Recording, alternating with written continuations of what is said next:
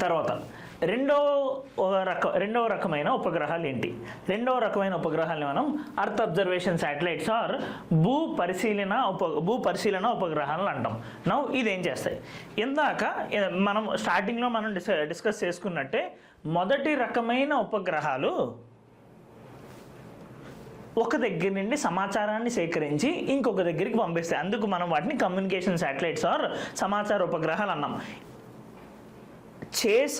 ఆ ఉపగ్రహం చేసే పని బట్టి దాని యొక్క పేరు మనం పెడతాం.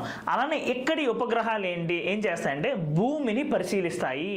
అందుకని మనము భూ పరిశీలన ఉపగ్రహం ఆర్ అర్త్ అబ్జర్వేషన్ శాటిలైట్ అని అంటాం. అంటే ఎలాంటి పరిశీలన చేస్తాయనంటే, సే ఫర్ ఎగ్జాంపుల్ సముద్రము ఎంత ఎత్తులో ఉంది, ఆర్ ఒక ప్రదేశంలోని చెట్లు ఎన్ని ఉన్నాయి, ఒక ప్రదేశంలోని ఫారెస్ట్ కవర్ ఎంత ఉంది, ఒక ప్రదేశంలోని ఆక్సిజన్ కంటెంట్ ఎంత ఉంది, వీటన్నిటినీ కూడా ఈ ఉపగ్రహంలోని మనం పెట్టిన కొన్ని యూనిక్ పరికరాల ద్వారా అనలైజ్ చేయడానికి అవుతుంది. దీన్నే మనము రిమోట్ సెన్సింగ్ శాటిలైట్ అని కూడా అంటాం.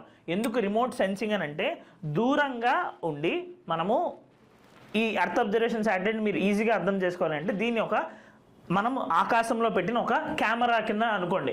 కెమెరాతోని మనం ఎలా అయితే ఫోటోలు తీస్తామో అదే ఆకాశంలో ఉండి చాలా హై క్వాలిటీ కెమెరాలను పెట్టి మనము ఫోటోలు తీస్తే ఎలా ఉంటుందో అవే ఈ అర్త్ అబ్జర్వేషన్ శాటిలైట్. సో ఆ కెమెరాలతో మనం సముద్రాలకి ఫోటోలు తీయచ్చు.